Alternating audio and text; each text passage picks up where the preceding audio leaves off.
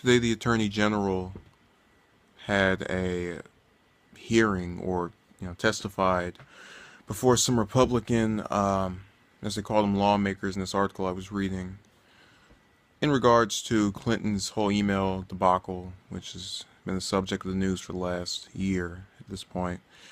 And they got a few answers. They didn't really have anything to go by from her appearance, and ultimately, it turned out to pretty much be fruitless, at least in my view, and in the view of other people around me.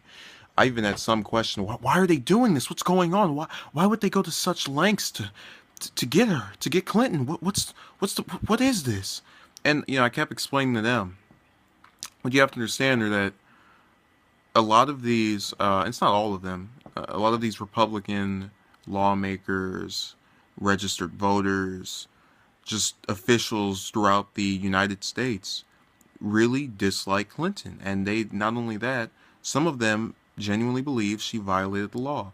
Now, I kind of am a mixed bag on that. I think it was irresponsible, but I'm not really sure what the parameters are. I'm not entirely educated on the law. I'm just going to confess my ignorance.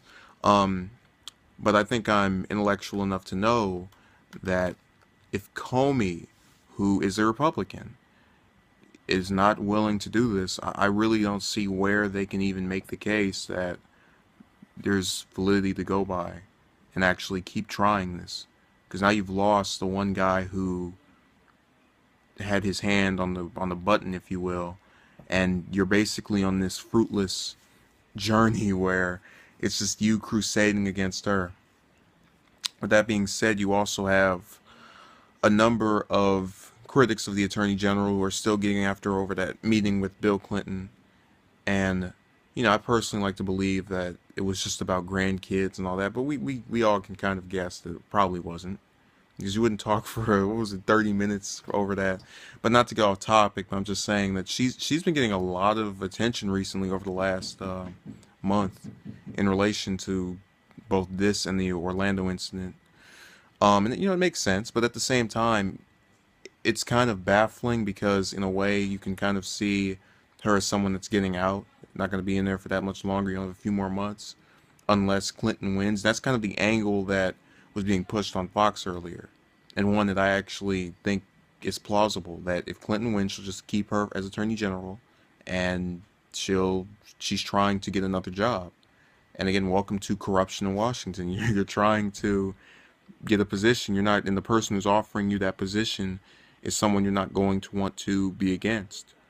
So I'm just saying, if that, and I don't know, and I'm just going to disclose this, I don't know entirely if that's the case. It could be wrong, I could be completely incorrect, and they could just find it in the will of their hearts to allow Clinton to get away with, something that they feel is not unlawful.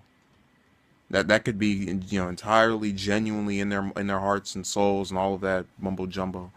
But I sincerely doubt they feel that way. I think it's just an example of people having ties, Comey not wanting to, have this drag out. I mean, he's got nothing to really lose.